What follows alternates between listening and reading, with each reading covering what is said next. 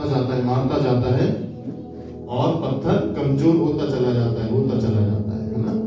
तो यहाँ पर देखिए कि ऐसी प्रार्थना है, जितनी भी जटिल, जितनी भी कठिन समस्याएं आपके जीवन में हैं, वे प्रार्थना से कमजोर होंगे। जितनी भी जटिल बीमारी, जितनी भी जटिल दुष्ट आत्माएं, जितनी भी जटिल बंधन, जितने भी जटिल श्राप और जितनी जटिल, कठिन, कठोर, जितनी भी रुकावटें आपकी लाइफ में हैं, वे सब प्रार्थना के करने से कमजोर होंगी और टूटेंगी। जब पत्थर तोड़ने वाला पत्थर पर बार बार वार करता है तो पत्थर कमजोर होकर टूट के दो टुकड़े हो जाता है ना। ऐसी बंधन टूट के दो टुकड़े होंगे बीमारी के, ऐसी जादू टोने के बंधन टूट के दो टुकड़े होंगे, ऐसी नशा, चाहे नशा ले लो, जटिल है, नहीं छूट रहा, प्रार्थना से छूटेगा, प्रभु छुड़ाएगा उसको। बोलिए हाथ उठाकर आमीन, बोलिए हालेलुया। तो ये सबसे महत्वपूर्ण और अद्भुत बात है कि संपूर्ण जो चंगाई है वो यीशु मसीह के हाथ में, हमारी देह की, हमारी आत्मा की और हमारे प्राण की। बोलिए हालेलुया। आइए एक वचन को देखेंगे, सीख के विषय में, मांगने के विषय में, प्रार्थना के विषय में। लूका रचित सुसमाचार उसका 11 अध्याय अगर हम देखें तो यहाँ पर परमेश्वर का वचन उसकी 5वीं आयत में कहता है। यहाँ पर परमेश्वर का वचन इस प्रकार से कहता है, लूका उसका 11 अध्याय उसकी 5 आयत को अगर हम देखें तो यहाँ पर लिखा है, तब उसने उनसे कहा, तुम में से कौन है कि उसका एक मित्र हो और वह आधी रात को उसके पास जाकर उससे कहे, हे मित्र, मुझे 3 रोटियां दे दे, क्योंकि एक यात्री मेरे पास आया है और उसके आगे रखने के लिए मेरे पास कुछ नहीं, और वह भीतर से उत्तरते मुझे दुख ना दे, अब तो द्वार बंद है और मेरे बालक मेरे पास बिछोने पर हैं, इसलिए मैं उठकर तुझे नहीं दे सकता। मैं तुझसे सच कहता हूं, यदि उसका मित्र होने पर भी उसे उठकर ना दे, तो भी उसकी लज्जा छोड़कर मांगने के कारण उसे जितनी आवश्यकता हो उतनी उठाकर देगा। बोलिए आमीन। आप समझ गए क्या कहना चाह रहा है प्रभु? कि आप एक व्यक्ति का मित्र है और उसके पास नहीं है, परंतु वे अपने दूसरे मित्र के पास जाता है और बोलता है आधी रात को कि मुझे 3 रोटियां दे, कि मैं, मेरे घर में जो यात्री आया हुआ है, मैं उसके आगे कुछ रख सकूं। तो अब मित्र ये बोले कि नहीं, आधी रात को तू आया है, मुझे नींद आ रही है, मेरे बच्चे सो गए हैं, अब मैं उठ के आकर तुझे नहीं दे सकता और दरवाजा भी बंद है, मुझे खोलना पड़ेगा। नहीं, यदि उस मित्र जो अंदर है घर के और जो बाहर मांग रहा है, यदि वो मित्र ये बात रख ले कि मेरे दोस्त मेरा लज्जित ना हो, मेरा मित्र लज्जित ना हो, तो मैं अपने ऐशोआराम को क्यों देखूं, अपनी नींद को क्यों देखूं? मुझे आधी रात में जब वो आया है तो मैं, अगर वो मुझसे मांग रहा है तो मैं उसे दूंगा, क्योंकि मेरा दोस्त लज्जित ना हो, मित्र ना लज्जित ना हो।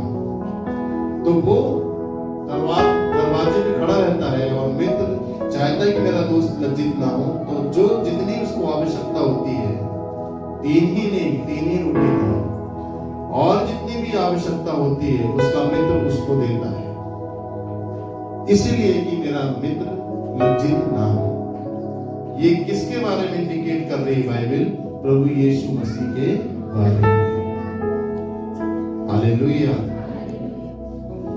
प्रभु यीशु मसीह से जब आप मांगते हैं, लगातार मांगते हैं, और देखिए आप रात में मांगते हैं, दिन में मांगते हैं, कोई टाइम नहीं है मांगने का, पर आप मांगते हैं, तो वो आलस नहीं करेगा देने में, वो नींद से भरा नहीं होगा, क्योंकि बाइबल में लिखा है कि इजराइल का परमेश्वर ना तो सोता है और ना ऊंघता है।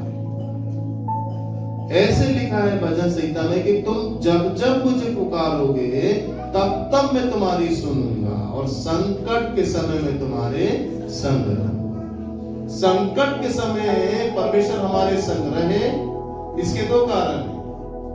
हम नाश ना हो, शैतान हमें मारे ना संकट के समय में, और दूसरा संकट के समय हम लज्जित ना हो। बोलिए आमीन। तो यहाँ पर जो मित्र है वो कह रहा है कि नहीं, अगर मित्र है तो वो जरूर मदद करेगा। अगर वो दोस्त मानता है तो वो जरूर मदद करेगा। और आप समझ लीजिए कि यीशु मसीह ने यूहन्ना रचित सुसमाचार उसके 15 अध्याय में क्या कहा, मैंने तुम्हें दास नहीं कहा, क्योंकि दास नहीं जानता कि उसका स्वामी क्या करता है या कहता है, पर अब से मैं तुम्हें मित्र कहता हूं, तुम मेरे मित्र हो। तो आप किसके मित्र हैं? जोर से बोलिए। और वो कैसा मित्र है आपका? मांगने पर वो आपको देगा, आपको लज्जित होने पर एक समस्या है, मित्र बनना पड़ेगा। नहीं, मैं तो आती हूँ चल, मैं तो मांगती हूँ, परंतु मुझे तो मिला नहीं। पर क्या आप मित्र बने उसके? मित्र जो होते ना, दोनों की समझदारी बराबर होती है। मित्र की, दोस्त की अंडरस्टैंडिंग जो होती है वो इक्वल होती है, बराबर होती है। मित्र की भावनाओं को समझता है, उसके हर दुख में उसके साथ खड़ा होता है, चाहे पहले के चाहे दूसरे के। जब प्रभु को जरूरत पड़ती है आपकी तो आप भाग जाते हैं। जब आपको जरूरत पड़ती है प्रभु की तो प्रभु नहीं भागता नहीं, पर वो देता नहीं है। देता क्यों नहीं है? क्योंकि आपने अपनी मित्रता जो प्रभु के साथ है उसको अच्छे से निभाई नहीं। बोलिए हालेलुया। मित्र की बात है ना, तो मित्र तो अच्छा बनना पड़ेगा आपको। और मित्र, भाई से ज्यादा मित्र साथ देता है, याद रखिए। कौन साथ देता है भाई से ज्यादा? नीति वचन कहता है। तो मित्र ऐसा बनना है कि वो आपका साथ दे और आप उसका साथ दें। उसका क्या साथ देंगे आप? कुछ मांगेगा तो नहीं, सब कुछ देगा। बस उसके वचन को उससे लेकर के लोगों को पहुंचाना, ईमानदारी से लोगों को उसके पास लेकर आना, उद्धार के विषय में बताना। ये 3 रोटियों का मतलब क्या है? ये 3 रोटियां चंगाई है, ये 3 रोटियां छुटकारा है, ये 3 रोटियां उद्धार है। ये 3 रोटियां, खाना कहाँ लगेगा? आपके शरीर में, प्राण में, खाना जिससे आत्मा काम करेगी। शरीर निर्बल है तो आत्मा कैसे काम कर पाएगी? इसलिए रोटी जो है वो तीनों भागों में काम करती है, चाहे वो शारीरिक भोजन हो चाहे वो आत्मिक भोजन हो। याद रखिए, आप अस्पुष्ट होंगे तो बोल पाएंगे, और यदि भूख के मारे आपकी आवाज बंद हो गई तो आप बोल क्या पाएंगे? और यदि प्रेयर लाइफ आपकी है, वचन है, तो आप बोल पाएंगे। क्योंकि रोटी से बढ़कर परमेश्वर का वचन है जिसको आपको खाना है। बोलिए आमीन। इसीलिए उसने ये कहा कि मनुष्य रोटी से नहीं परमेश्वर के वचन से जिंदा रहेगा। आमीन। 3 रोटियां क्यों मांगा एक यात्री के लिए? उसकी देह, उसकी आत्मा, उसके प्राण को उद्धार के लिए। 3 रोटियां शारीरिक चंगाई, 3 रोटियां मानसिक चंगाई, तीसरी रोटी आत्मिक चंगाई। ये 3 रोटी हमारी लाइफ में जरूरी है। हमारा शरीर भी भला चंगा रहना चाहिए, हमारा मन भी बिल्कुल पवित्र रहना चाहिए, और हमारी आत्मा भी उद्धार पाई हुई होना चाहिए। बोलिए आमीन। तो यदि आप उसके पास आते हैं कि मैं ये आशीषों को दूसरों के लिए बांटना चाहता हूं, तो वो जरूर आपकी मदद करेगा और आप की नहीं, आपके व्यक्तिगत जीवन की भी वो मदद और आवश्यकताओं को पूरी करेगा दूसरों के साथ साथ। बोलिए आमीन, बोलिए हालेलुया। तो मांगने का तरीका, क्योंकि वो मित्र है, वो धोखा नहीं देगा। वो कहता है मैं ना तुम्हें कभी छोड़ूंगा और ना तुम्हें कभी त्याग दूंगा। वो एक ऐसा मित्र है। तो आज हम एक अच्छे मित्र के बारे में बात कर रहे हैं, जो आपको कभी भी धोखा नहीं देगा, जो आपको कभी भी छोड़ेगा नहीं, जो आपको कभी भी त्यागेगा नहीं, जो आपको कभी भी मना नहीं करेगा। पर मना कब होती है, इसको नहीं समझ पाते हम मित्र नहीं बन पाते। वो तो वफादार है, हम मित्रता की वफादारी या मित्रता की सच्चाई उसके साथ निभा नहीं पाते हैं। बात ये है, मित्र दोस्त दोनों साथ अपनी बातें कहते हैं, वो अपनी बात कहता है, वो अपनी बात कहता है, दिल की एक चोट अपने भाई से दिल की बात नहीं करेगा, एक चोट अपनी माँ से बात नहीं करेगा दिल की, एक चोट अपने परिवार से दिल की बात नहीं करेगा मित्र। पर मित्र अपने दिल की बात अपने मित्र से ही कहेगा, पक्का दोस्त जिसको कहते हैं, है ना। तो अब यहाँ पर जो है यीशु मसीह पक्का दोस्त है आपका। वो अपने दिल की बात आपसे कुछ कहना चाहता है और आपके दिल की बात आपसे सुनना चाहता है। पर आप तो सुन रहे हैं, परंतु वो आपकी नहीं सुन पा रहा है, ना समझ पा रहा है, क्योंकि वो मित्रता का जो तरीका है, जो मित्रता के अंदर छुपा प्रेम है, अपनापन है, मित्रता के अंदर जो निकटता है, वो हम बना नहीं पा रहे हैं उसके साथ। इसीलिए हमको वो, अगर हम जाते हैं आधी रात में भी मांगने के लिए या दोपहर में, तो वो हमको मिलती नहीं है। यदि सही दोस्त तो सही है, हो सकता मांगने वाला सही ना हो मित्र, है ना। इसको समझना है। बोलिए जोर से हालेलुया।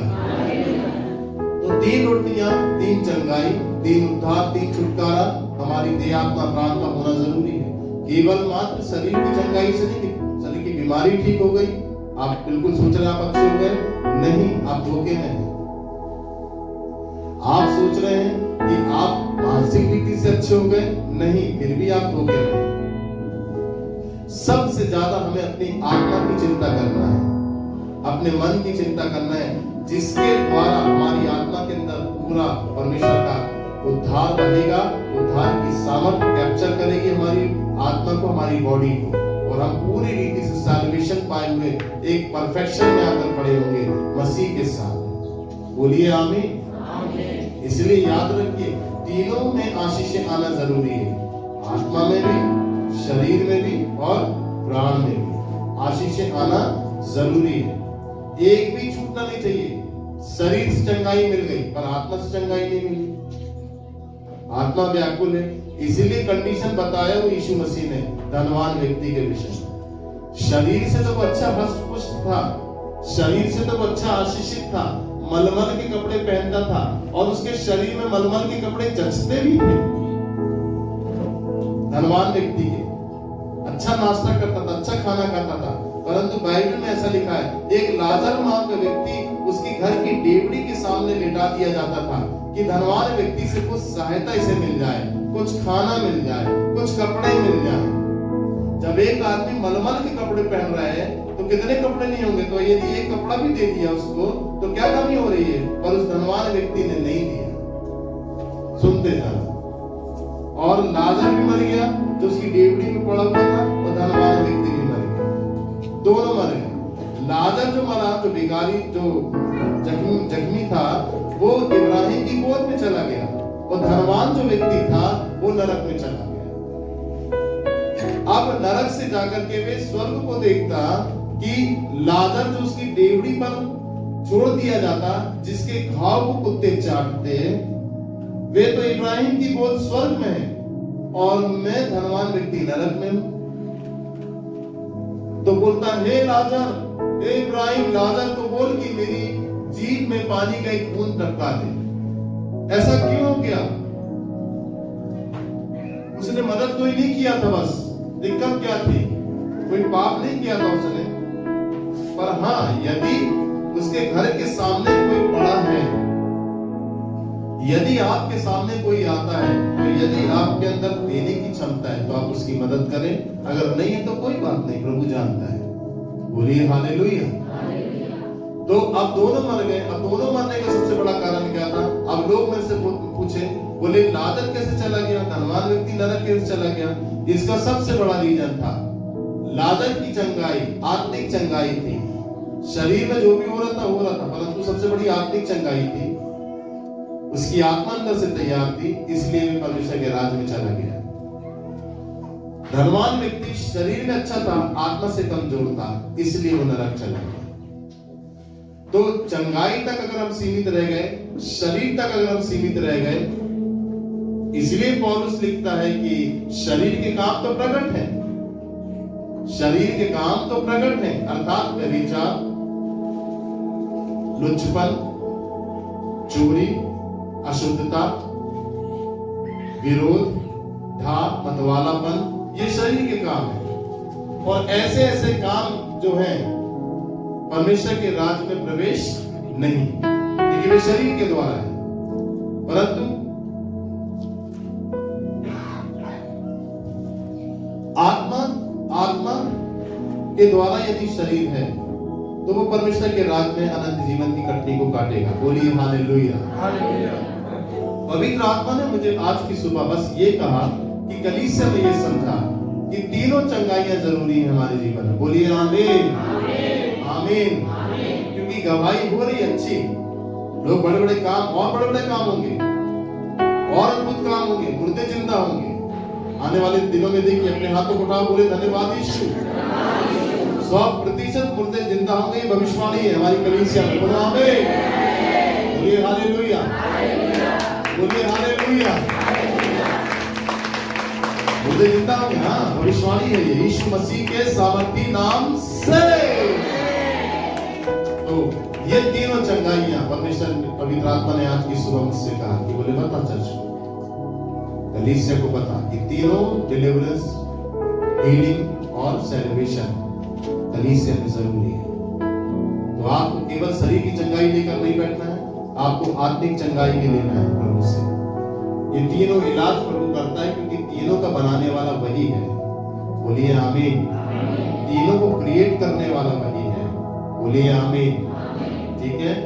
तो यहाँ पर वो जो मित्र आया अपने मित्र के पास, उसने कहा यदि सही मित्र है, अब मित्र ने मना कर दिया, परंतु आप यीशु मसीह के पास आएंगे तो वो आपको मना नहीं करेगा। किसी भी हालत में वो उठ के आपके पास आएगा अपने सिंहासन से, आपकी सुनेगा। उसने कहा है मांगो तो तुम्हें दिया जाएगा। देखो आगे क्या लिखा है, आगे लिखा है 9, और मैं तुमसे कहता हूं कि मांगो तो तुम्हें दिया जाएगा, ढूंढो तो तुम पाओगे, खटखटाओ तो तुम्हारे लिए खोला जाएगा। मांगो, बोलिए मांगो। ऐसा नहीं लिखा है मांग तो तुझे दिया जाएगा, मांग तो तुझे दिया जाएगा नहीं। मांग का मतलब है मांग तुझे दिया जाएगा, एक बार मांग नहीं। वो कह रहा है मांगो, बार बार मांगो। एक बार हथौड़ा पड़ा नहीं कमजोर हुआ, दूसरी बार पड़ा पत्थर नहीं कमजोर हुआ, तीसरी बार पड़ा हथौड़ा नहीं कमजोर हुआ, चौथी बार पड़ा हथौड़ा नहीं कमजोर हुआ, जब 5वीं बार हथौड़ा पड़ा पत्थर पे, पत्थर टूट के 2 टुकड़े हो गए। तो किसी भी चीज को बराबर मांगना है प्रभु से, एक ही रिदम लगानी है प्रभु के पास कि तू दे दे दे दे। और वो कहता है मांगो तो तुम्हें दिया जाएगा, आपको मिल जाएगा, ढूंढोगे तो तुम पाओगे। ढूंढना, ऐसा नहीं लिखा है ढूंढ तो तुझे मिलेगा। वो कहता है ढूंढोगे, मतलब पहली बार नहीं मिलेगा, दूसरी बार भी नहीं मिलेगा, पर ढूंढने की जो एक्सरसाइज है, ढूंढने का जो तरीका होगा आपका बराबर होगा। ये नहीं कि एक बार ढूंढे नहीं मिला तो फिर नहीं ढूंढे, एक बार प्रार्थना करी चंगाई की नहीं मिली तो सोचे अब नहीं मिल रही तो दे ही नहीं रहा तो नहीं करें, ऐसा नहीं है। एक बार प्रार्थना करी छुटकारे की नहीं मिली, एक बार दिन में 3 घंटे प्रार्थना कर ली, सुबह दोपहर शाम, दूसरे दिन 3 घंटे करी नहीं मिली, तीसरे दिन प्रार्थना करी नहीं मिली, फिर चौथे दिन नहीं करी, बोले 3 दिन तो कर लिया, दिया ही नहीं। यहां पर ऐसा नहीं है, यहां पर है लगातार। पौलुस कहता है निरंतर प्रार्थना करते रहो। क्या बोलता है वो? निरंतर प्रार्थना करते रहो। बोलिए आमीन। जब हम निरंतर प्रार्थना करते रहेंगे तो एक ना एक बार तो सुन ही लेगा। ठीक है। जमीन के विवाद को लेकर के एक विधवा राजा के पास आई। राजा किसी से डरता नहीं, किसी लोगों का भय नहीं खाता, उसे किसी का डर नहीं और ना कोई डरा सकता उसे। पर एक विधवा बार बार अपनी जमीन को लेकर के, विवाद को लेकर के राजा के पास आ रही है बार बार। राजा बोला ये कौन कौन आ जाती है बार बार रोज, क्या मैटर है इसका? फिर दूसरे दिन आ गई, फिर राजा परेशान, फिर तीसरे दिन आ गई। अब राजा को कोई डराने वाला नहीं, राजा को कोई परेशान करने वाला नहीं, राजा को कोई दिक्कत देने वाला नहीं, परंतु एक विधवा उसको परेशान कर रही है। सोचिए, बार बार जाके राजा के दरवाजे में, दरबार में, बार बार राजा के दरबार में, मुझे मेरा न्याय चुका, मेरी जमीन का मैटर है, न्याय चुका। राजा के नाक में दम कर दिया, किसी ने नहीं किया, किसी से डरा नहीं वो, परंतु एक औरत ने दम कर दिया। बोले क्या है इसका मैटर क्लियर करो, लाओ इसका मैटर लाओ, क्या है? अरे इसका जमीनी विवाद है। बोले इसके हक में करो, ये रोज रोज मुझे परेशान कर रही है। ये सब प्रभु ने मांगने के तरीके को समझाया है, मांगने के तरीके को समझाया है कि आपको एक बार मांग के चुप नहीं बैठना है, दूसरी बार मांग के चुप नहीं बैठ जाना है, बराबर मांगते रहना है, मांगते रहना, मांगते रहना, मांगते रहना, मांगते रहना है। जब उसकी नाक में दम हो जाएगा ना, तो उतर के आके तुम्हारे मैटर को सॉर्ट आउट करेगा। बोलिए हाथ उठाकर आमीन, बोलिए हालेलुया। वहां पर उतर के करेगा। बोले परेशान हो गया, नाक में मेरी दम कर दी है, क्लियर करो इसका। अब जमीन जमीन जमीन जमीन जमीन जमीन जमीन जमीन के लिए प्रार्थना चल रही है, चली रही है, नाक में दम होता जा रहा है उसके। एक नहीं, बहुत लोग कर रहे हैं प्रार्थना। जबलपुर में प्रार्थना हो रही है, आगरा में प्रार्थना हो रही है, पंजाब में प्रार्थना हो रही है, बड़ी बड़ी मिनिस्ट्री में हमारी जमीन के लिए प्रार्थना हो रही है। तो पूरी प्रार्थनाएं जा रही है, जा रही है। अब जमीन ढूंढने की जरूरत नहीं, जमीन खुद चल के आएगी हमारे कलीसिया में।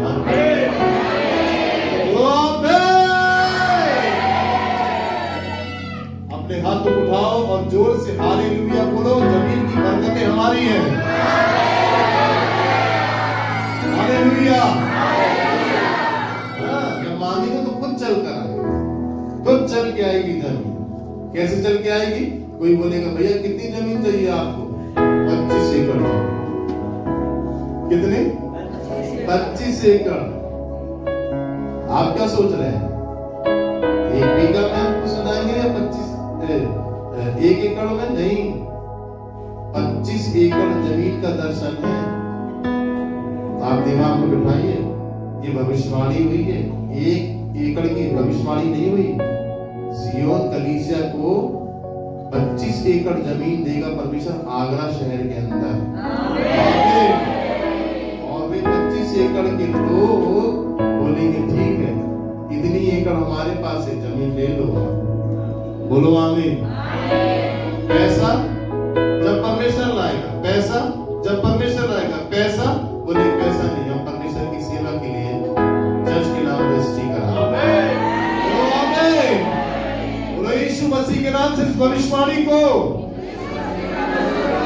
मेरी कलीसिया के जमीन के लिए यीशु मसीह के सामर्थ्य नाम से ग्रहण करता हूं।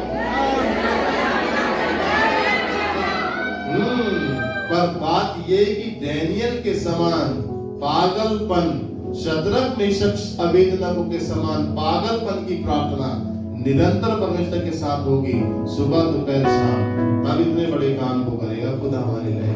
हमारी प्रेयर नहीं है, इतना बड़ा प्रोजेक्ट है, प्रेयर जीरो है, कहां से करेगा? बोलता है तो प्रेयर में तो विश्वासी हो गए। इतनी बड़ी जमीन को तू कैसे संभालेगा? पैसे से, अपनी ताकत से, अपने बल से? सारी जमीन, सारा एरिया प्रार्थना से संभलता है, याद रखिए। इतना बड़ा एरिया तू ऐसी बुद्धि से संभालेगा? नहीं संभलेगा। बिना प्रेयर के इतना बड़ा एरिया नहीं संभलेगा। इसीलिए निरंतर मांगने के लिए पवित्र आत्मा ने कहा, निरंतर। फिर हमने सब कुछ अपनी प्रेयर लाइफ चेंज कर दी। किसी से ज्यादा मिलते नहीं है, बात नहीं करते। जितना ज्यादा समय हो सके हम प्रार्थना में कमरे के अंदर रहते हैं। और मैं आपको भी यही सुझाव दूंगा, ज्यादा से ज्यादा समय कहीं खड़े होने से, किसी से फालतू बात करने से या कहीं बैठने से मत गवाइए। अगर समय है आपके पास, प्रार्थना में चले जाइए। बोलिए आमीन। जितना ज्यादा प्रार्थना करेंगे उतना ज्यादा उसकी नाक में दम करेंगे। बोलिए आमीन। और आप याद रख लिए, वो एक ऐसा मित्र है, सोने वाला नहीं है कि नहीं आए वो, अरे अभी नहीं आ रहा। वो आएगा जब आप बोलोगे, उसी समय आएगा। किसी भी टाइम, किसी भी समय पुकारो उसको, वो सुनेगा। बोलिए आमीन। इसीलिए आगे देखिए क्या लिखा है कि क्योंकि जो कोई मांगता है उसे, बोलिए जोर से, जो कोई मांगता है उसे, और जो ढूंढता है वह, और जो खटखटाता है उसके लिए। बोलिए आमीन। इसके लिए क्या किया जाएगा? बोला जाएगा। और एक ही व्यक्ति है, उसका नाम यीशु मसीह है, जो आपकी लाइफ में आशीषों को देगा। किसी भी प्रकार की बंद दरवाजे हो, मिलेंगे। नहीं मिल रही है चीजें, मिलेंगी। नई कोई चीज मांग रहे हैं, ढूंढने से कोई चीज नहीं मिल रही है, मिलेगी। हो गई है, मिस हो गई है, आप भूल गए, वो सब चीजें मिलेंगी। आप कुछ प्रार्थना आपने की होगी कुछ साल पहले, कुछ प्रार्थना आपने कुछ साल पहले की होगी, आप भूल गए होंगे, परंतु प्रभु को याद है, वो देगा। आमीन। बहुत सारी प्रार्थना हम करते हैं और भूल जाते हैं हमने क्या क्या मांगा। प्रभु को सब याद रहता है और वो सब आशीषें प्रभु हमको देता है। बोलिए आमीन। बोलिए हालेलुया। एक सुंदर बाल्टी को मैं देख रहा हूं, सुंदर बाल्टी, एक मोटे रस्सी के फंदे में बंधी हुई, और वो खींच रही थी ऊपर, पर खींची नहीं। और मैं देख रहा हूं कि अब वो सुंदर बाल्टी, सफेद बाल्टी, रस्सी में जो बन गई थी, नीचे से आ रही थी, रस्सी ने रोक लिया, रस्सी बीच में बंधी थी, रस्सी से भी पार होकर वो बाल्टियां सीधे ऊपर पहुंच गई। सुन लीजिए और अपने सीधे हाथ को उठाइए स्वर्ग की ओर। बहुत सारे लोग यहाँ पर हैं जिनकी प्रार्थना आज से सुनी जाएगी। और कुछ प्रार्थनाएं और बहुत प्रार्थनाएं आप लोगों ने बीते समय की है, वे सब पहुंच गई है परमेश्वर। बोलिए आमीन। गवाही के साथ आपको आना है अगले रविवार को, उसके अगले रविवार को, उसके अगले रविवार को, जब जब आपकी प्रार्थनाएं पूरी होती चली जाए, वो बाल्टी सीधे रस्सी से छूटकर सीधे ऊपर चली गई। मैंने पूछा परमेश्वर इस बाल्टी के अंदर क्या है? मेरे लोगों की प्रार्थनाएं बोले दुष्ट ने रोक ली थी, मैं लेके जा रहा हूं। और किस कारण से रुकी? मेरे लोगों के कारण से भी रुकी। परंतु वो कहता है कि मैं अपने लोगों से, सियोन की कलीसिया से सेठ में प्यार करूंगा। आमीन। बोलिए हालेलुया। जोरदार ताली बजाइए उसके लिए।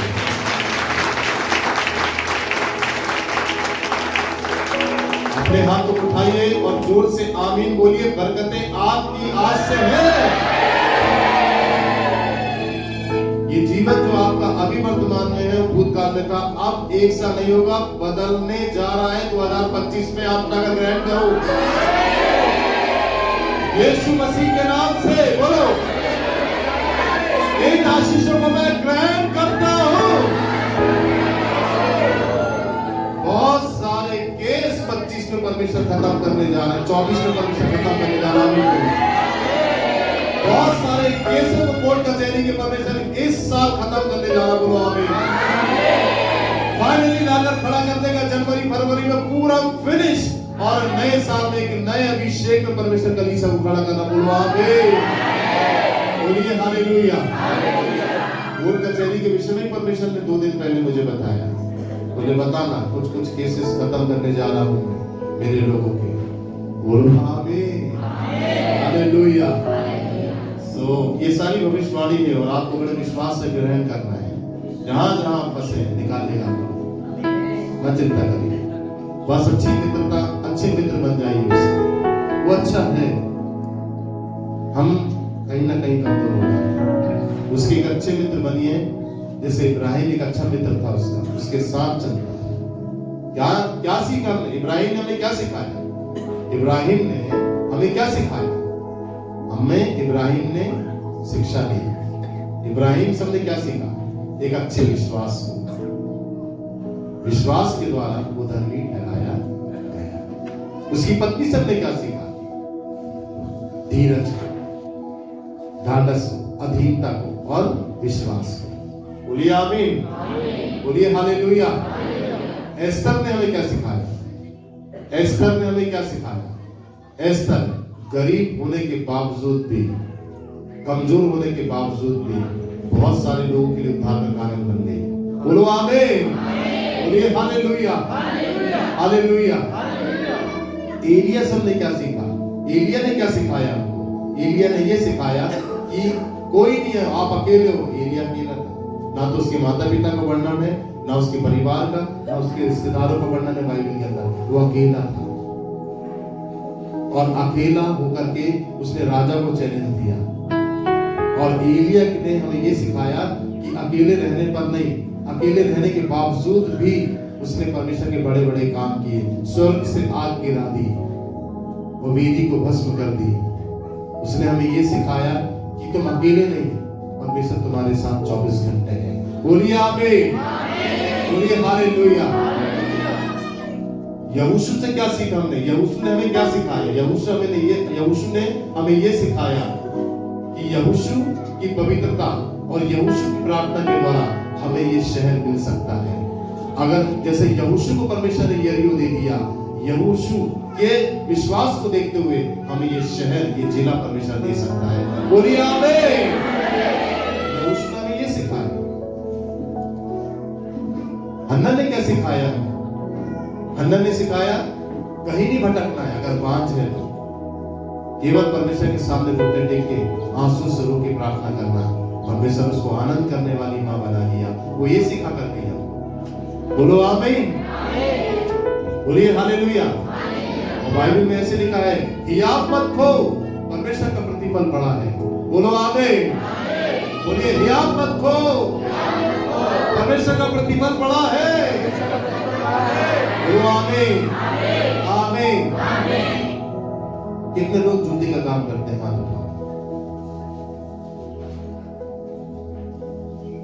ब्लैक कलर के नए नए जूते देख रहा हूं मैं।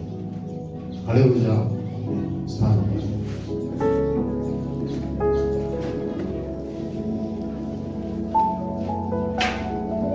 अपने दोनों हाथों को उठाओ।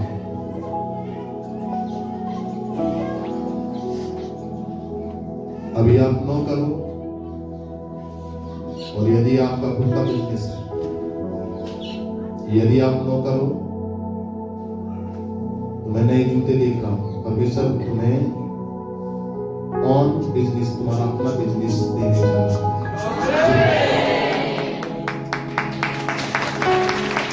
तुम गुलामी नहीं करोगे, आने वाले दिनों में तुम खुद इस बड़े काम को करोगे। ग्रहण करो इस भविष्यवाणी को। बोलो आमीन। अब जिनका बिजनेस है वे अपने हाथों को उठाएं। परमेश्वर एक नई ब्लेसिंग्स को, एक नई लेस को जूते की, और जूते को बिल्कुल पॉलिश हुआ चमकता हुआ देख रहा हूं। जूते के काम को परमेश्वर तुम्हारे नया करने जा रहा है। अपने हाथों को उठाओ, इस भविष्यवाणी को ग्रहण करो। बोलो यीशु मसीह के नाम से इस भविष्यवाणी को, तो मेरे जूते का काम नया होने जा रहा है। मैं ग्रहण करता हूं यीशु मसीह के सामर्थ्य नाम से। आमीन। जोरदार ताली बजाइए। बोलिए हालेलुया, बोलिए आमीन। गवाही के साथ आना रविवार को, जब भी ये काम हो जाए 2 महीने 3 महीने में, गवाही के साथ आना। कुछ लोगों के काम नए शुरू होने जा रहे हैं, नए सिरे से निकाल रहा है फैक्ट्री से, और एक अच्छा काम दे रहा है। कुछ लोगों के बिजनेस को परमेश्वर नया करने जा रहा है। बोलो आमीन। परंतु बात बिजनेस की नहीं, बात ये वाली भविष्यवाणी नहीं कि यहाँ पर चक पे ये वाली भविष्यवाणी नहीं चल। नहीं, यहाँ पर आपको पूरा छुटकारा पाना है और परमेश्वर के बड़े बड़े कामों को देखना है। ये नया फैक्ट्री डालना, नया काम शुरू कर देना, गुलामी से निकाल के कौन काम दे देना आपको अपना, ये नॉर्मल बात है, इस पे डिपेंड नहीं रहना, ये तो होगा आपके साथ। परंतु सबसे बड़ी बात है आपको यीशु मसीह के साथ चलना, उसके साथ रहना, उसकी आज्ञाओं को मानना, ये सबसे पहले। बोलिए आमीन, बोलिए praise the Lord, praise the Lord, बोलिए हालेलुया। तो यहाँ पर 3 आशीषें जो परमेश्वर ने 3 रोटियों के द्वारा बताई, और जो 5 रोटी जो यीशु मसीह ने बांटी वो 5 प्रकार की सेवा थी। सुनना ध्यान से, वो 5 प्रकार की सेवा थी जो लोग जितने विश्वासी हैं उनके अंदर वो वरदान आना, जिससे कि बहुत सारे लोग यीशु मसीह से लेकर के आप बहुत सारे लोग उन आशीषों को दे सके जो उनको जरूरत है। वो आशीष सभी को ऐसी जरूरत है, परंतु ज्यादा अधिक नहीं। बहुतों को चंगाई की जरूरत है, बहुतों को छुटकारे की जरूरत है, बहुतों को शांति की जरूरत है, बहुतों को आनंद की जरूरत है। बहुत लोगों के पास बहुत पैसा है पर शांति नहीं है, बहुत लोगों के पास सब कुछ समृद्ध है परंतु आनंद नहीं है, बहुत लोगों के पास सब कुछ बेस्ट है परंतु कुशलता नहीं है। तो ये सारी चीजें जब आप मजबूती से प्रभु के साथ खड़े होते हैं तब प्रभु आपको देता है कि आप मांगे। पहले वो आपको तृप्त करेगा और वे दूसरों को आपके द्वारा बंटवाएगा कि वे भी तृप्त किए जाएं। इसीलिए 5 प्रकार की सेवा, 5 रोटी, ये 3 मछली 3 स्थानों को इंडिकेट करती है, आपकी देह को, परफेक्शन आपकी देह को। इसीलिए इब्रानियों 12 में लिखा है, तुम अपने शरीर को जीवित, पवित्र और परमेश्वर को भावता हुआ करके बलिदान चढ़ाओ, ये तुम्हारी आत्मिक सेवा है। मन के विषय में नीति वचन कहता है, सबसे अधिक तू अपने मन की रक्षा कर, जीवन का मूल स्रोत यही है। बोलिए आमीन, आमीन। फिर वो कहता है, लो तुम्हें शांति मिले, लो तुम्हें शांति मिले, लो पवित्र आत्मा लो। और जब पवित्र आत्मा है तो कहाँ पवित्र आत्मा आकर सेट हुआ? हमारी आत्मा में। कहाँ पर सेट हुआ? हमारी आत्मा में। फिर वो हमारे शरीर और प्राण को चलाने लगा। तो तीनों छुटकारे बाइबल के अंदर हैं, तीनों छुटकारे, तीनों आशीषें हमारे देह, आत्मा, प्राण की बाइबल के अंदर है। और ये तीनों चीजों में एक विश्वासी को सही तरीके से परफेक्शन लाने की जरूरत है। तीनों में आप बीमार नहीं हो सकते, क्योंकि वचन में लिखा है, वचन को मानने वाला व्यक्ति, सुनने वाले व्यक्ति की हड्डियां पुष्ट होती है। आज्ञा मानने वाले व्यक्ति की उम्र बढ़ती है, आज्ञा मानने वाले व्यक्ति। आमीन, हालेलुया। इसलिए आप भला चंगा भी रहना चाहिए।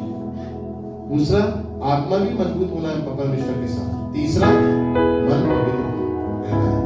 ये तीनों सेलिब्रेशन हमको बनाना है, जैसे यीशु मसीह तीनों चीजों में सिद्ध था। इसीलिए बाइबल में लिखा है कि हर एक रोकने वाली वस्तु, उलझाने वाले पाप को दूर करके वह दौड़ जिसमें हमें दौड़ना है, धीरे से दौड़े और सिद्ध करने वाले यीशु की ओर ताकते रहे। सिद्ध करेगा वो सब चीजों में, देह में सिद्ध करेगा, आत्मा में सिद्ध करेगा और प्राण में सिद्ध करेगा कि हम पूरी एक परफेक्ट देह मसीह की बन जाए और एक न्यू क्रिएशन हमारी देह में आ जाए कि पूरा मसीह में बस जाए। ये भी हमको ध्यान रखना है। इसके अगर ये हटी तो वे आशीषें फीकी पड़ जाएंगी हमारे जीवन में जो वो आपको देगा, क्योंकि पूरे परफेक्शन के साथ यदि आप आशीषों को लेंगे तो ये जाना बेस्ट होगा। आप एक पक्का विश्वासी बनना है, आत्मिक विश्वासी पक्का बनना है, शरीर में और प्राण में भी आपको पक्का होना है। बोलिए आमीन, बोलिए praise the Lord, praise the Lord, hallelujah. वो बहन खड़ी हुई थी क्या पिछले रविवार को, जिसको मैंने बताया था कि मटकियां भर गई है और रात से भरी हुई है, नहीं आई है। वो कौन थी? वो आती है, तो कैसे पता चला कि वही है?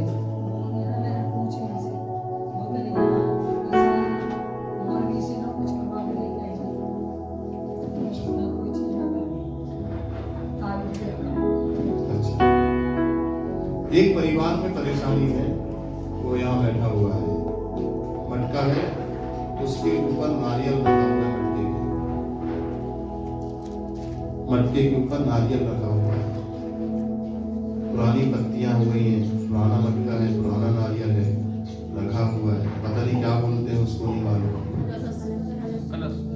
हाँ, वो बहुत पुराना है, मैं खड़ी हो जा जल्दी से भाई, कोई भी मैं भी प्रार्थना करूंगा, बंधन टूट जाएगी। साफ देख रहा हूँ, एक मीनार को भी देख रहा हूँ मैं, मीनार के चारों साइड पिलर खड़े हुए हैं, 1 2 3 4, बीच में मीनार गई ऊंची। कोई भाई है यहाँ पर, वहां पर गया है उस मीनार के पास, और वहां से कुछ चीज लगकर आ गई उसके जीवन में, वो भी खड़ा हो जाए अगर है यहाँ तो। सोचो सोचो, ये 2 चीज जो खुदा दिखा रहे हैं मुझे, इनमें से आप ही लोग हैं पक्का 100%। और अगर आप खड़े होंगे कि हाँ मेरे पास मेरे साथ ये चीज है, तो मैं अभी छुटकारे की प्रार्थना करूंगा, बंधन तोड़ेगा। बोलिए आमीन, बोलिए हालेलुया, बोलिए प्रेज द लॉर्ड। इसलिए आप खड़े हो जाना, ठीक है।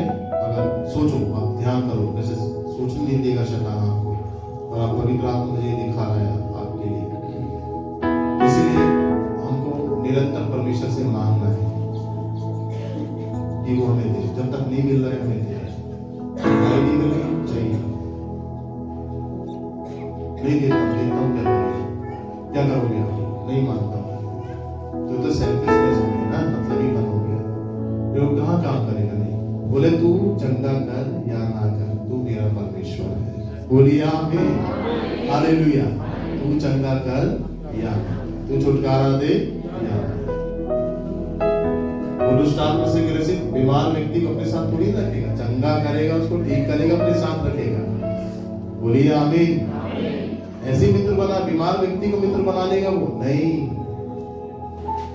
बोलिए हालेलुया, बोलिए प्रेज द लॉर्ड।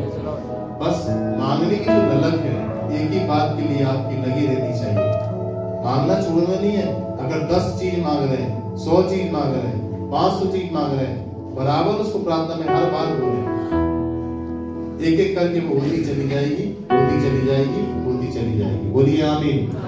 और यदि आपने मांगना बंद कर दिया, छोड़ दिया, तो होने वाली नहीं। बोलिए हालेलुया, बोलिए प्रेज द लॉर्ड। सो अच्छी तैयारी करें अपने आत्मिक जीवन की, प्रार्थना के साथ, वचन के साथ। इसीलिए यीशु मसीह ने क्या कहा है अपने वचन में? जो कोई मेरी बातें सुनकर उसे मानता है, जो कोई मेरी बातें सुनकर उसे मानता है, वह उस मनुष्य के समान है जिसने अपने घर को चट्टान पर, आत्मिक घर किस पे बनाना है? चट्टान पर। चट्टान कौन है? यीशु मसीह। आमीन। आपकी आत्मिक नींव किस पर डलेगी? चट्टान पर, वचन पर। वचन कौन है? यीशु मसीह। वचन कौन है? यीशु मसीह। आपकी आत्मिक नींव कहाँ डलेगी? वचन पर, वचन पर, वचन में, ठीक है। जिससे कि आपका शारीरिक, आत्मिक और मानसिक घर जो है, पूरा घर ये गिरेगा नहीं। बाइबल में ऐसे लिखा है, जो वचन को मानता है वो अपने प्राण को जोखिम से बचाता है। क्या लिखा है बाइबल में? जो वचन को मानता है वह अपने प्राण को जोखिम से बचाता है। आपको वचन मानना, अपने प्राण को जोखिम से बचाना। क्यों? क्योंकि तकलीफ आएगी, परेशानियां आएंगी, पर घर गिरने वाला नहीं, क्योंकि इसकी नींव कहां पर डली है? परमेश्वर के वचन। और वचन क्या कहता है? वचन कहता है, ना तो दिन को धूप से, ना तो रात को चांदनी से तेरी कुछ हानि होगी। बोलो आमीन। वचन क्या कहता है? ना तो दिन को धूप से, ना तो रात को चांदनी से तेरी कुछ हानि होगी। यहोवा सदा सर्वदा तुझे लिए चलेगा। बोलो आमीन, बोलिए हालेलुया। वचन क्या कहता है? जितने हथियार तेरी हानि के लिए बनाए जाएंगे, उनमें से कोई सफल नहीं होगा। कोई भी हथियार, कोई भी शस्त्र आप पर सफल होने वाला नहीं। क्यों? क्योंकि आपने अगर अपने आत्मिक घर को परमेश्वर के वचन में मजबूत किया है, आपकी अच्छी प्रेयर लाइफ है, आप अच्छा वचन पढ़ते हैं, प्रतिदिन याद भी करते हैं और अच्छी आराधना करते हैं, 8-10 गीत गाते हैं 24 घंटे, 24 घंटे में हर दिन, दूसरे दिन फिर, तीसरे दिन फिर, ऐसा नहीं आप प्रार्थना नहीं करें चंगाई के लिए, आप प्रार्थना नहीं करें घूमने फिरने में, दोस्तों यारों में, उठने बैठने में, शराब पीने में, है ना, समय वेस्ट होता है। शैतान की चाल है, नहीं बैठो आप प्रार्थना। शैतान को सबसे ज्यादा चिढ़ है आप प्रार्थना नहीं करें। आप प्रेयर नहीं करें, आप प्रेयर करेंगे आप मांगेंगे, आप प्रेयर करेंगे आप मांगेंगे। शैतान नहीं चाहता आप प्रेयर करें कि आपको मिले। जब आप प्रेयर में जाएंगे नहीं तो मिलेगा कैसे? प्रेयर में एक आदमी जाएगा मांगेगा, प्रेयर में जाएगा मांगेगा, जब मांगेगा उसको, वो मांगेगा उसको मिलेगा। ठीक है ना? शैतान कभी नहीं चाहता। अच्छा, शैतान आपके समय को चुराना चाहता है। आप नहीं जाए प्रेयर में, आप नहीं पढ़े वचन, बिल्कुल नहीं, सब करें आप, फिर क्या करता है वो बहुत सारी चीजों को अच्छी अच्छी ला के सामने आपके खड़ा कर देगा। आप सोचेंगे कि परमेश्वर मेरे फेवर में, बहुत अच्छे अच्छे काम बना के आपके सामने रख देगा। शैतान, मैं सब कुछ करूंगा तेरे लिए, तेरे मन में जो जो चल रहा है वो सब करूंगा, जो तेरे मुंह से निकला वो करूंगा, आपके सब काम बनाएगा। बस एक ही चीज नहीं चाहिए उसको, आप प्रेयर में मत जाओ, आप प्रेयर में मत जाओ। वो इतना बिजी कर देगा आपको, दौड़ा के इतना बिजी कर देगा, जो काम आपके सामने आएंगे वो सब जरूरी लगेंगे। अरे यार ये तो करना है, तो करना है, ये तो जरूरी, नहीं ये तो जरूरी, ये तो करना है। शैतान ऐसी बात डाल देंगे, नहीं ये तो करना है। फिर आप क्या करेंगे? हाँ ये तो करना है। फिर आप बोले चलो ठीक है, मैं जल्दी से आकर मैं करता हूँ। फिर जिस काम को आप करने गए, आपने बोला वहां तो 5 मिनट लगते हैं, बस 5 मिनट लगते हैं, हाँ जल्दी से मेरा काम हो जाएगा, मैं प्रेयर में बैठ जाऊंगा। फिर जब गए उस ऑफिस में काम कराने के लिए, तो वहां पर जिस व्यक्ति से काम कराना है वही व्यक्ति करेगा, उस व्यक्ति को शैतान उठा देगा कुर्सी से। आप कहे वो कहाँ चले गए? बोले वो नहीं है, आधे घंटे बाद आ रहे, बैठ जाइएगा। तो सोचा 5 मिनट हो जाएगा, जाके प्रार्थना कर लूंगा, परंतु यहाँ अब आप बैठ के बैठे जाते। कितने बजे आएंगे? बस आने वाले हैं, 5 मिनट। कितने बजे आएंगे? आने वाले, बस अब भी आने वाले, 10 मिनट हो गए, 20 मिनट हो गए, नहीं आए, आधा घंटा हो गया, नहीं आए। शैतान बहुत चालाक है, बहुत चालाक। फिर जिस काम को आप कराने जा रहे हैं, फिर वो व्यक्ति आ गया, चलो राहत हो गया, तो 5 मिनट में कर देगा। फिर क्या करेगा शैतान? वो काम कंप्यूटर से होना है आपका, या किसी व्यक्ति के फोन के द्वारा होना है, कंप्यूटर क्या करेगा? व्यक्ति तो आ गया, सर्वर डाउन हो गया। क्या डाउन हो गया? सर्वर डाउन हो गया। बोले रुक जाओ, सर्वर डाउन हो गया। वहां आधा घंटे के बजाय 1.5 घंटा लग गया। प्रार्थना का टाइम ऐसे चुराता है, ऐसे। मैं जल्दी से बगीचे पहुंच जाऊं गाड़ी लेके, जल्दी फटाफट प्रार्थना करूं। फिर प्रार्थना करके घर से मेरी पत्नी निकलते हैं, जाने लगी, हम घोड़ी के नल्ले जा रहे हैं, हम मोमिन जा रहे हैं प्रार्थना करने के लिए, तो जल्दी से ठीक है जाना तो प्रार्थना करने, बोले जाना प्रार्थना करने वहां के लोगों को, ठीक है तो बृहस्पतिवार को जाना। फिर कहाँ जाना? मोमिन। ठीक है चलेंगे बृहस्पतिवार को। दिक्कत क्या है? बृहस्पतिवार को गए तो धनौली में पूरे में मार्केट लगा, पहुंचना था 1 बजे, पहुंचे 3 बजे। जितने प्रेयर में आए थे सब उठ के चले गए। शैतान की योजना। कब चलना है बाकी जी? बोले बस कभी भी चलना है, ठीक है तो मंगलवार को चलेंगे। मंगलवार को जैसे कहते देखो मंगल बाजार, फंस गए मंगल बाजार, गाड़ी निकाल, हाँ 5 मिनट का रास्ता, 10 मिनट का रास्ता तेजी से अगर जाए नहीं मिले रोड तो वहां लग गया आधा पौन घंटा। ऐसे गेम देखो उसकी योजना को समझना। पौलुस कहता है हम शैतान की चाल से अनजान नहीं है, हमको समझना है कि वो हमारे समय को जो कीमती है उसको क्या कर रहा है, वो खा रहा है। एक व्यक्ति सोच रहा है कि मैं प्रार्थना में बैठूं तो प्रार्थना करूं, उसका मन है प्रभु के साथ रहने का, चलने का, परंतु जब वो बैठता है तो ऐसे निकलते चले गए दिन, 3 दिन 4 दिन। मालूम है उस व्यक्ति ने सोचते सोचते 5 साल लगा दिया 5 साल बिल्कुल पानी के समान बह गए उसके, पर अच्छे से कभी भी प्रभु के साथ बैठ नहीं पाया। मुझसे कहता है बोला मुझे उसमें बैठ नहीं पाया, मेरा पूरा समय 5 साल का बर्बाद कर दिया। 5 साल बहुत ऊंचाइयों में होता परमेश्वर के साथ, पर अब समझ में आया ऐसा होता है। हमारी जो तरक्की है, हमारी जो उन्नति है, हमारी जो ब्लेसिंग्स है, ज्यादा समय परमेश्वर के साथ रहने में कि वो हमारे मार्ग को प्रार्थना के द्वारा प्रशस्त करे, आशीषों के हमारे लिए दरवाजे खोले। इसलिए तो देखिए ये सब कैसे इजराइलियों को लेकर आ गए मिस्र से बाहर, है ना, कैसे यहोशू ने यरीहो शहर को लूट लिया प्रार्थना के बल से। क्योंकि जब आप प्रार्थना करते हैं, आपकी प्रेयर लाइफ होती है, तो आप मांगना जानते हैं, परफेक्शन आपके अंदर है, तो परमेश्वर आपके आगे आगे चलता है। और जब वो चलता है तो सारे काम बनते अपने आप। बोलिए आमीन, आमीन। कोई मौसम नहीं रोक पाएगा आपको, कोई आंधी तूफान नहीं रोक पाएगा आपको, कोई बारिश नहीं रोक पाएगी आपको, कोई गर्मी नहीं रोक पाएगी आपको, कोई ठंड नहीं रोक पाएगी, जब परमेश्वर चलेगा आपके आगे आगे। क्योंकि ये ठंड, बरसात और गर्मी ये परमेश्वर की सेना है। ये आंधी तूफान, पेड़ पौधे, ये सब परमेश्वर की सेना है ना। इसीलिए देखिए तूफान को डांट दिया उसने, आंधी को बोला शांत, तो आंधी चुप बैठ गई। बाप है ना, चुप हो जाओ। बोलो हालेलुया, हालेलुया। अय्यूब की पुस्तक में लिखा है, अगर वो हवा को अपनी मुट्ठी में समेट ले तो सब देहधारी 1 सेकंड के अंदर मर जाएंगे। अब बताओ, ये हवा में जो सांस ले रहे हैं, अगर वो एक अपनी मुट्ठी में समेट ले तो सब खत्म एक बार में। हवा को पकड़ के झंझोड़ दे ऐसे करके, कैसे चल रही है तू, हवा को बोल दे कैसे चल रही है। आप क्या सोचते, परमेश्वर सांस लेता है? जरूरत ही नहीं है उसको। हवा को बनाया उसने, परमेश्वर को प्यास लगती है? जरूरत ही नहीं है उसको। पानी को बनाया उसने। बोलिए हालेलुया, हालेलुया।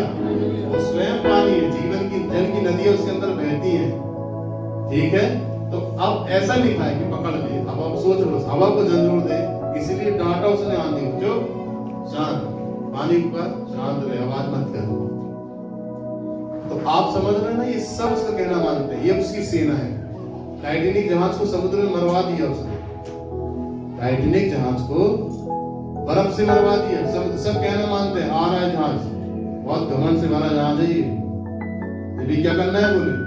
बोले अभी आएगा, टकराएगा, काट देना इसको नीचे से, और सुनो जितने भी पानी हो तुम भर जाओ जहाज के अंदर। पूरा पानी टाइटैनिक जहाज में भर गया, बर्फ ने काट दिया उसको। बनाने वाले का घमंड चकना चूर हो गया। बोलिए हालेलुया। पहला भी तो जहाज बना नूह का, इसको नहीं डुबाना। जी जी जी मालिक, नहीं डुबाएंगे, इसको ऊपर ही ऊपर रखेंगे हम। बोलिए हालेलुया। इसको नहीं डुबाएंगे हम। हाँ, आंधी तूफान भी चले, इसको गड़बड़ नहीं करना, ये जहाज मेरा है। नहीं, ये कोई गड़बड़ नहीं करेगा। बिल्कुल ऊपर ही ऊपर। कहाँ लगाना है इसको? बिल्कुल कोने पे लगाना जाना बोला। अभी तो 40 दिन चलने दो, 40 रात। मेरे लोग इसमें नहीं, मेरा जहाज है, मैंने इसे बनाया है। देखो, वो नहीं डूबा, सिंपल लकड़ी का बना जहाज नहीं डूबा।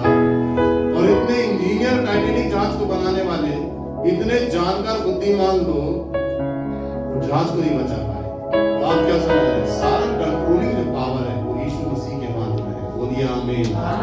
हाथ उठाइए, बोलिए जोर से हालेलुया। बरकतें आपकी है। आमीन। बोलिए हालेलुया। Praise the Lord. इसलिए निरंतर उसके साथ रहना, ये हमारे लिए मार्ग तैयार करे, हमारे लिए मार्ग प्रशस्त करे। अच्छी प्रेरणा है, मांगने का तरीका कभी भी आ जाए वो देगा। आपकी बात सुन लीजिए, वो ऐसा मित्र नहीं है जो आपको जोड़ कर नहीं है, आपकी सुनी नहीं, सो नहीं रहा है, वो जाग रहा है।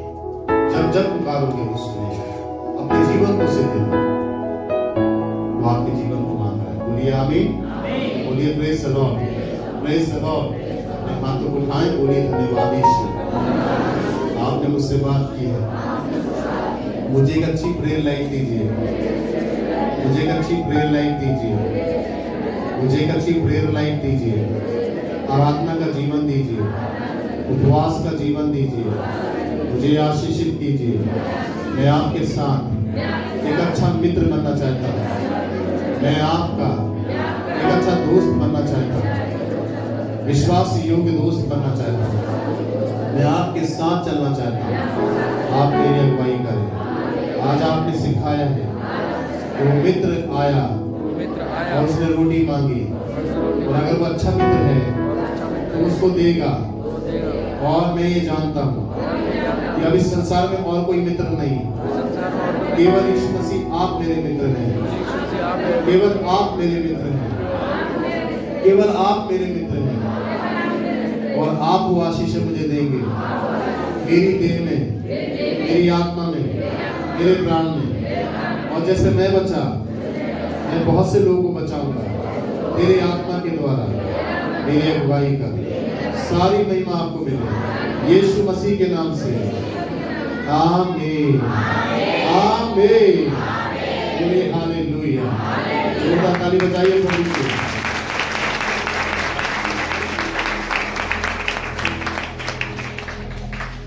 अब मैं प्रार्थना करूंगा और आपको आशीष रिसीव करनी है। ठीक है, मेरे साथ प्रार्थना करना और रिसीव करना। 5 महिलाएं जो बच्चे नहीं हैं जिनको वो खड़े हो अपने स्थानों पर जो है 1 2 3